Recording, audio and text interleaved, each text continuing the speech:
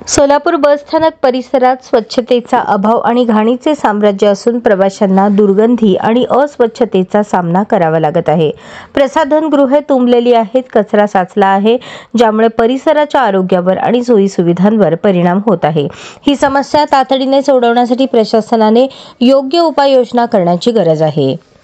बसस्थानकावरील प्रसाधनगृहे अस्वच्छ आणि मोडकळी झाली आहेत. पिण्याच्या पाण्याची सोय सुद्धा नसल्याने प्रवाशांची गैरसोय होत आहे. प्रवाशांना बसस्थानकात फिरणे सुद्धा कठीण झाले आहे. दुर्गंधीमुळे आजारी पडण्याची शक्यता आहे. प्रवाशांना याचा वाईट अनुभव येत असून मनस्ताप सहन करावा लागत आहे. बसस्थानकावर पुरेसा उजेड नाही, अंधारामुळे असुरक्षिततेची भावना वाढते. अनेक दिवसांपासून ही समस्या कायम आहे, मात्र प्रशासन याकडे लक्ष द्यायला तयार नाही. बस स्थानकाची स्वच्छता राखण्यासाठी आणि सुविधा सुधारण्यासाठी प्रशासनाने तातडीने कारवाई करण्याची गरज आहे.